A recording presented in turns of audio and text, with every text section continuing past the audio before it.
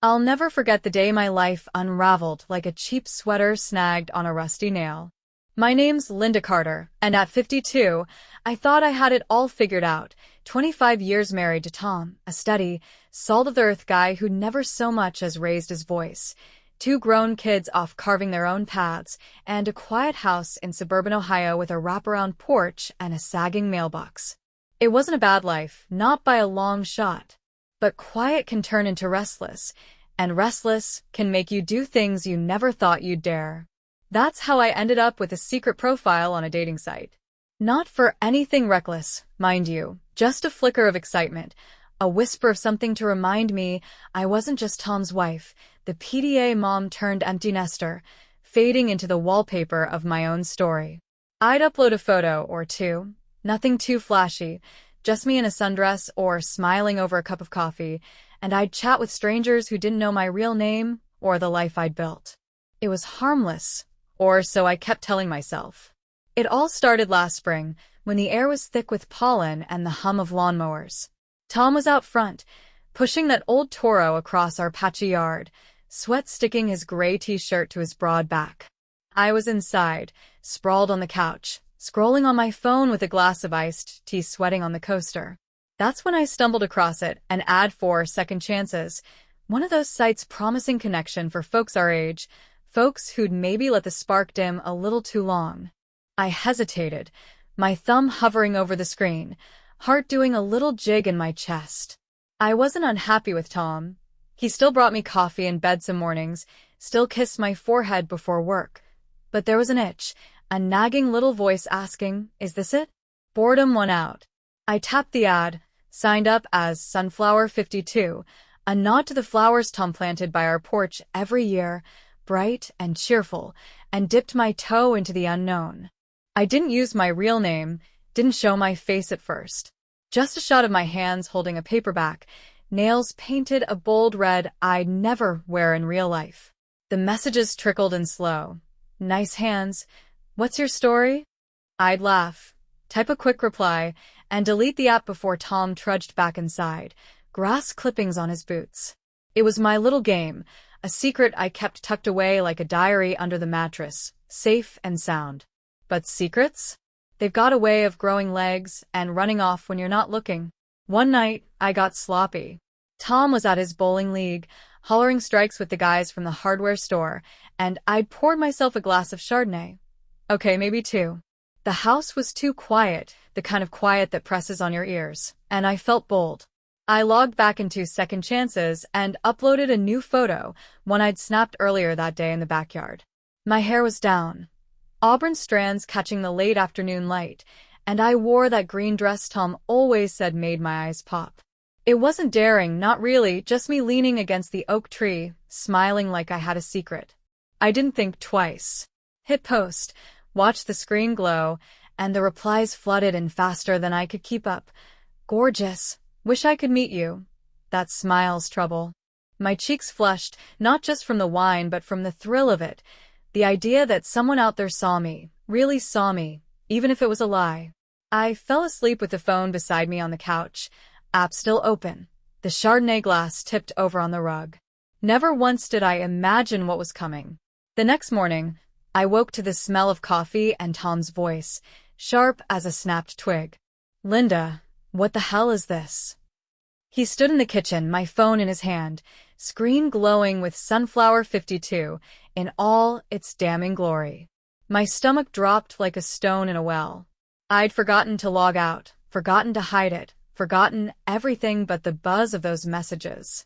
He scrolled, his jaw tight as a drum, eyes darting over the words I'd giggled at last night. "Who's Silver Fox 60? Why is he calling you beautiful?" His voice wasn't loud, but it cut deeper than any yell. I scrambled up, stammering, "It's nothing, Tom. Just silly chatter, I swear." My hands flailed, reaching for an excuse, but he wasn't buying it. He set the phone on the counter with a thud, the kind of sound that echoes in your bones, and walked out the back door without another word. I stood there, staring at the mess I'd made, the coffee pot gurgling like it was mocking me. I thought that was the worst of it, his silence, his hurt. I was wrong. that was just the spark. The fire was still to come, and it'd burn hotter than I ever dreamed. Here's a completely rewritten version of part 2 of The Secret on the Dating Site, continuing seamlessly from part 1. This version is approximately 6,000 characters long, told from Linda's first-person perspective, targeting men aged 50+ in the USA. It maintains a strong narrative flow, introduces fresh twists, and builds suspense to aim for 70 to 80% retention, while avoiding explicit content, violence, or forbidden language. The emotional stakes escalate, keeping readers hooked. The Secret on the Dating Site. Part 2. The fallout hit like a winter storm, silent, heavy, and bone-chilling. Tom didn't say a word to me for 3 days after he found my Sunflower 52 profile. Not a grunt, not a sigh, just the scrape of his fork at dinner or the thud of his boots as he retreated to the garage, leaving me drowning in the quiet. I tried to bridge the gap, my voice wobbling like a tightrope walker. Tom, it didn't mean anything, I promise. But he'd turn away, his broad shoulders a wall I couldn't climb. I got it, I did. I'd hurt him, even if those late-night chats were just a silly escape, a way to feel like more than the woman who folded his socks and paid the electric bill. To me, it was a game. To him, it was a crack in the foundation we'd spent 25 years building. And that crack was widening fast. By day 4, I was unraveling, picking at my cuticles, reheating coffee I forgot to drink, staring out the kitchen window at the sunflowers drooping in the heat. Then, out of nowhere, he broke the silence. He came home from the hardware store, dropped his wallet on the counter, and said, "Got plans tonight." No where or why, just that, clipped and cool. I blinked at him, mouth dry, as he tugged on his old denim jacket, the one I'd patched at the elbow last fall. He'd shaved, too, his jaw smooth under the kitchen light, and I swore I smelled a hint of aftershave, sharp and unfamiliar. My stomach twisted. Okay, I managed, but he was already halfway out the door, keys jangling. Plans? Since when did Tom have plans that didn't involve me or the TV? I watched his truck pull away, taillights fading into the dusk, and my mind spun wild. Was he meeting someone? Was this his revenge? A tit-for-tat for my online flirting? That night, I was a ghost in my own house, drifting from room to room, the clock mocking me with every tick past 9, then 10. When he rolled in at 11:30, I was in the recliner, pretending to watch Jeopardy with the sound off. He breezed past, a faint whiff of cigar smoke trailing him. Not his usual scent, not by a mile. Night, he muttered, and that was it. I climbed into bed beside him later, his back a fortress turned against me, and lay there, eyes burning, wondering if I'd pushed him into someone else's arms. The guilt was a lead weight, but so was the fear. Fear that my little secret had woken something in him I couldn't undo. The next day, I found proof, or at least the shadow of it. I was tossing laundry in the washer when a scrap of paper fluttered from his jeans pocket, a bar tab for Murphy's Tap, a dive across town he'd never set foot in before. 2 drinks, a whiskey neat and a gin tonic. Tom didn't drink gin. I held that receipt like it was a live wire, my hands shaking as I pictured him at a sticky table, clinking glasses with some mystery woman. I cornered him that evening, waving it in his face. "What's this, Tom? Who were you with?" He leaned against the fridge, arms crossed, and gave me a look that could have frosted glass. "Went out," he said, slow and deliberate. "That's all you need to know." No fight, no fire, just that maddening calm.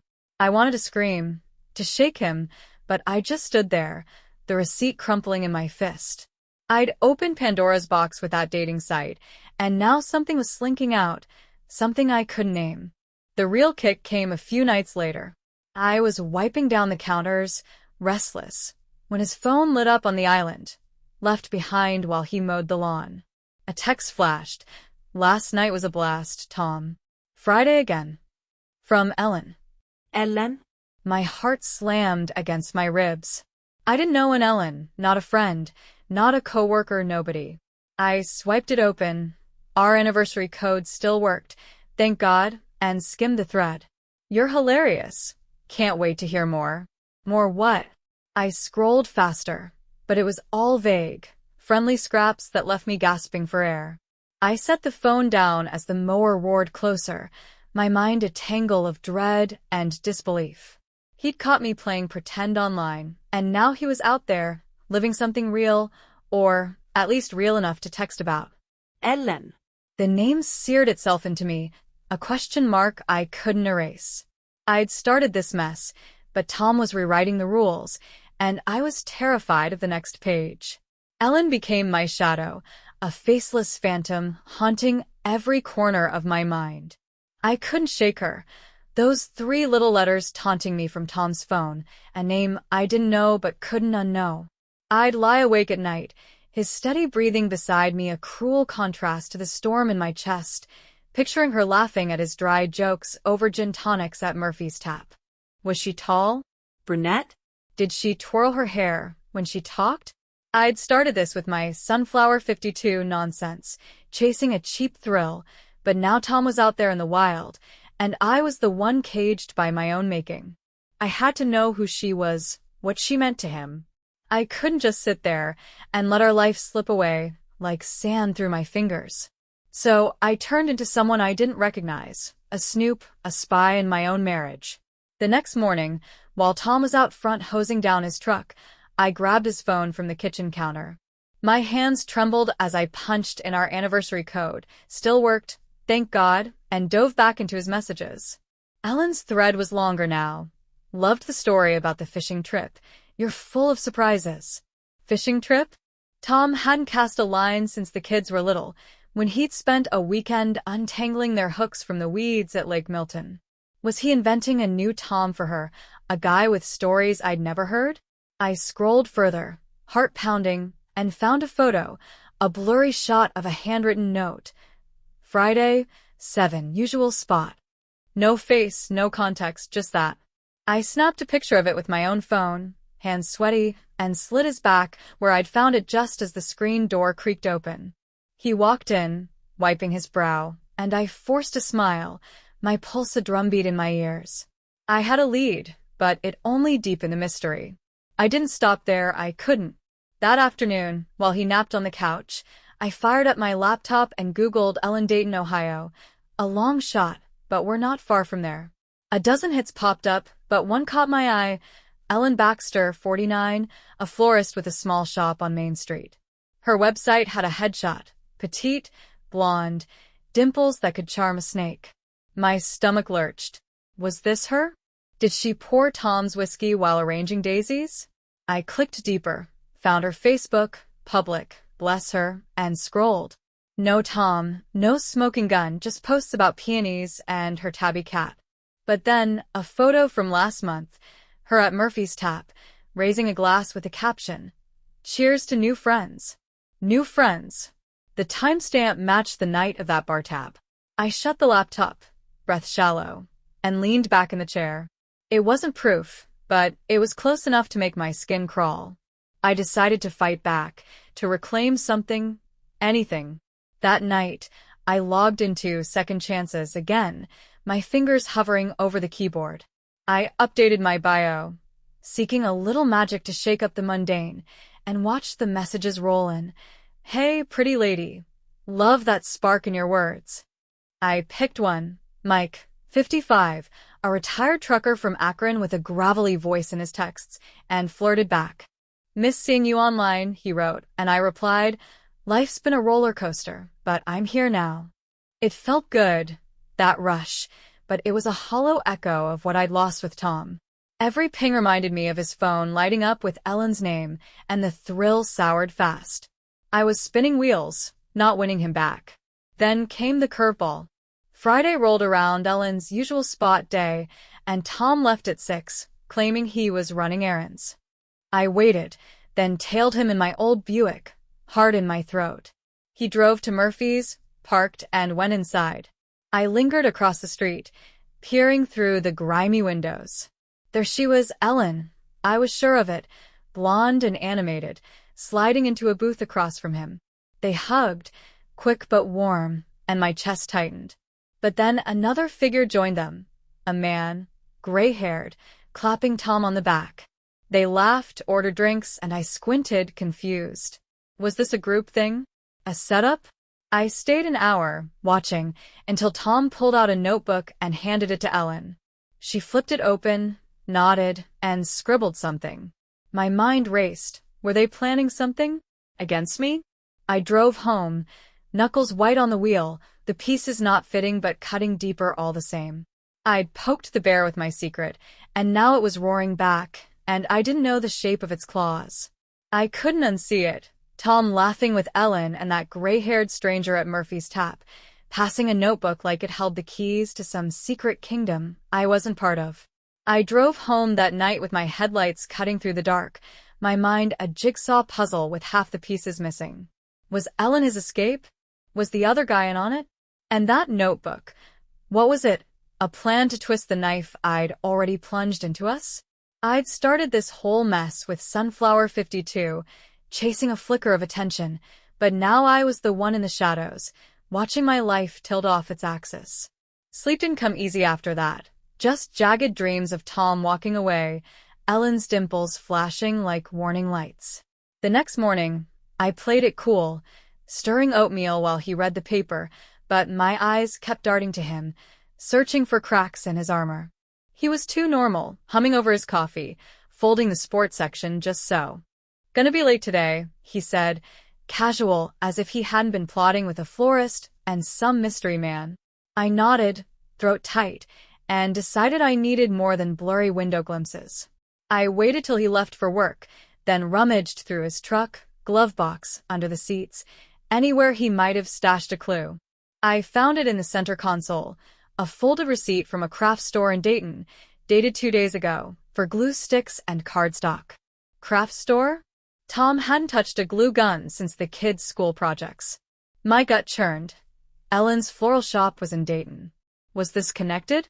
I went full detective after that.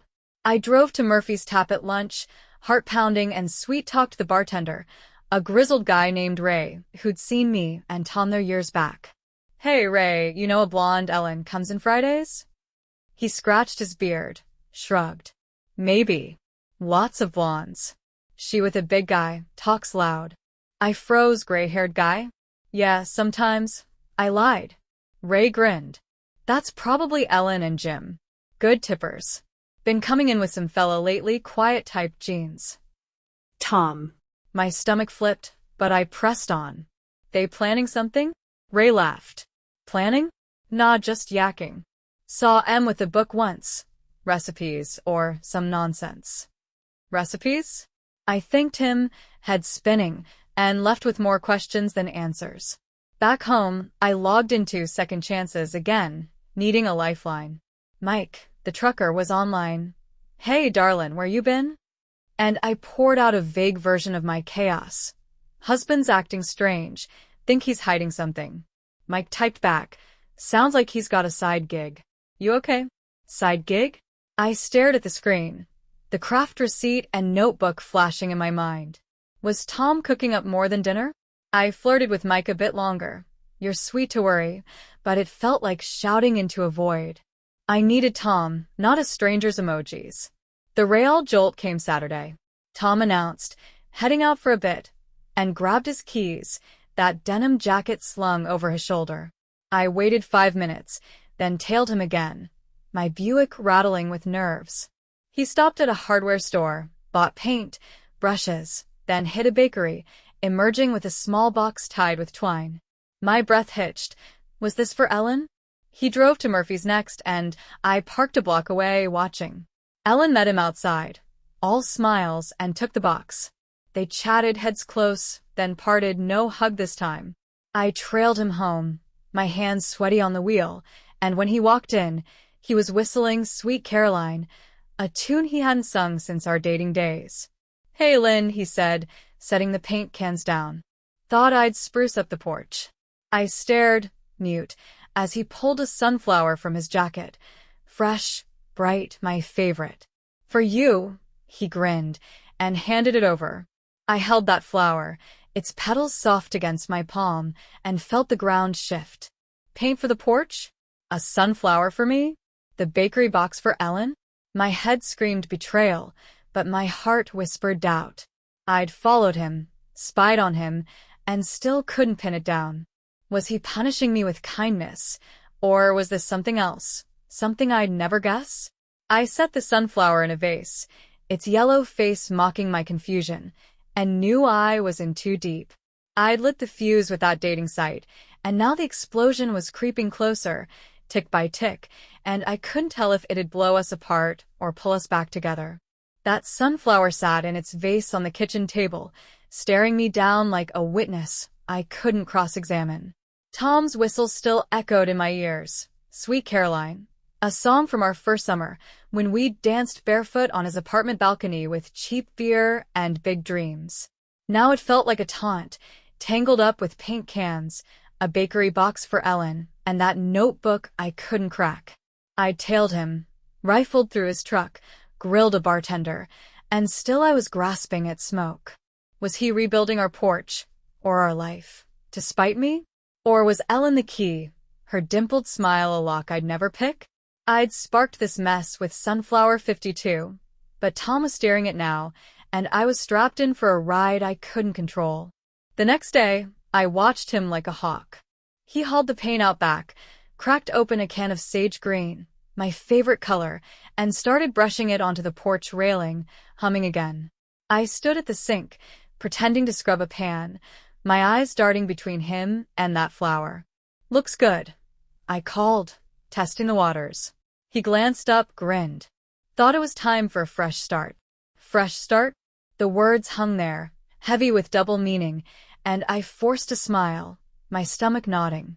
Was this for us, or a goodbye note in disguise?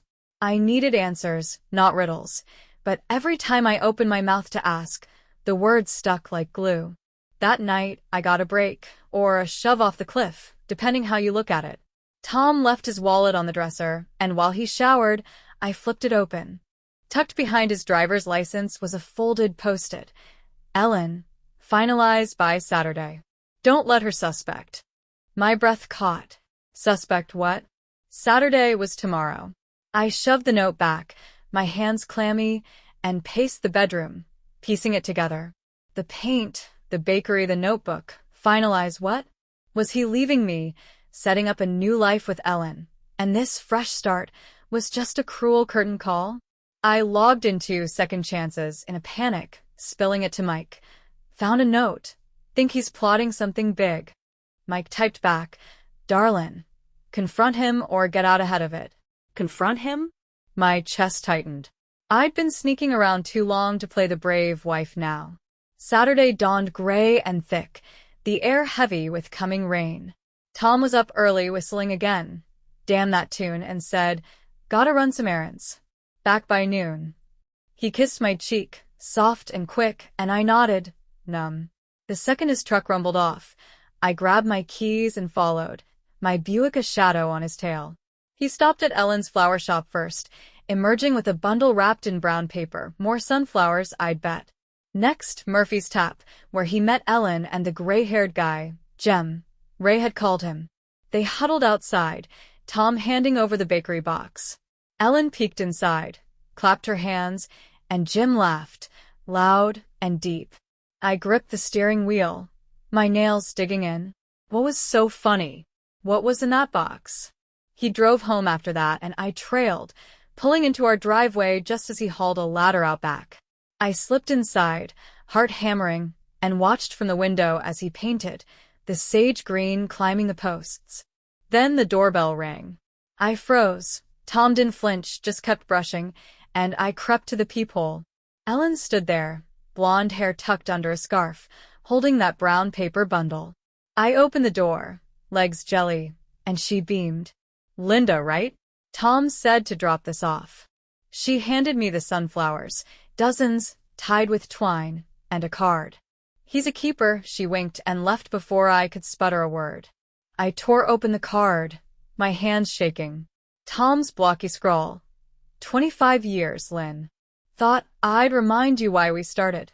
Love, tea. I stumbled to the kitchen, the sunflowers spilling across the counter, and sank into a chair. Remind me? the paint, the flowers, Ellen. It hit me like a slap. I peeked out back. Tom was hanging a small wooden sign on the porch. Carter's Corner, EST 1998. Our wedding year. I choked on a sob, the pieces slamming together. He wasn't leaving. He'd turned my betrayal into a game. A grand gesture with Ellen and Jim as his crew, and I'd chase shadows instead of seeing it. The relief was a flood, but so was the shame. I'd doubted him, spied on him, while he'd been rebuilding us. That sunflower stared back, bright and accusing, and I buried my face in my hands, the weight of my own foolishness crushing me. The sunflowers spilled across the kitchen counter, like a confession I couldn't take back, their golden faces glaring up at me while Tom's card trembled in my hand. 25 years, Lynn. Thought I'd remind you why we started. Love, T. Those words carved into me deeper than any knife, each letter a mirror reflecting the fool I'd become. I stumbled to the window, peering out at him on the porch, hammering that sign. Carter's Corner, EST 1998, into place with the same steady hands that had fixed our leaky roof, held our babies, built our life. He turned my betrayal into a love letter, painted it in sage green and tied it with twine, while I'd been chasing ghosts named Ellen and spinning lies on a dating site. The truth landed like a brick on my chest. I'd almost lost him, not to her, but to my own restless heart. I sank into a chair, the card crumpled in my fist, and let the tears come, hot, messy, unstoppable. I'd spent weeks tailing him, rifling through his pockets, imagining him in some barroom romance with a florist who turned out to be his accomplice, not his lover. Ellen Baxter, with her dimples and sunflowers, wasn't the enemy. She was the brushstroke in Tom's masterpiece, a plan to shake me awake. And Jim? Probably just a pal from the hardware store, roped into the scheme over whiskey and laughs.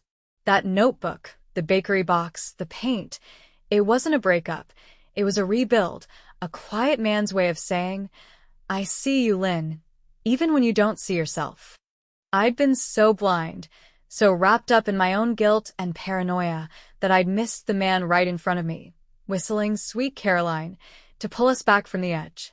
I replayed it all, every stupid step.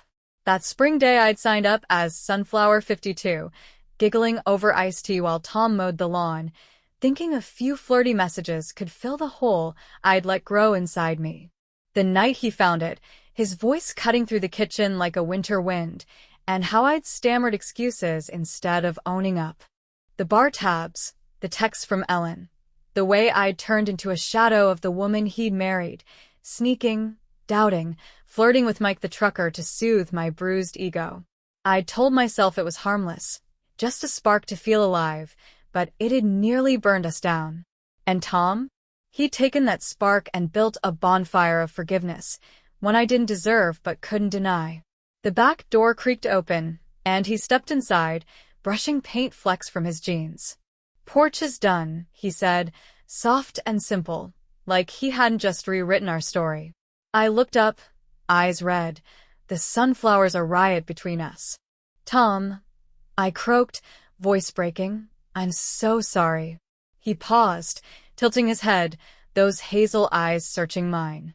I pushed the card toward him, my hands shaking. I thought you were leaving me, with her. Ellen. The words tumbled out, raw and ragged. I followed you, spied on you, because I was so scared I'd pushed you away. He didn't flinch, just pulled out a chair and sat, folding his arms on the table. Found her profile back in April, he said, voice low. Hurt like hell, Lynn. Seeing you light up for strangers. He tapped the card. But I figured you were lost, not gone.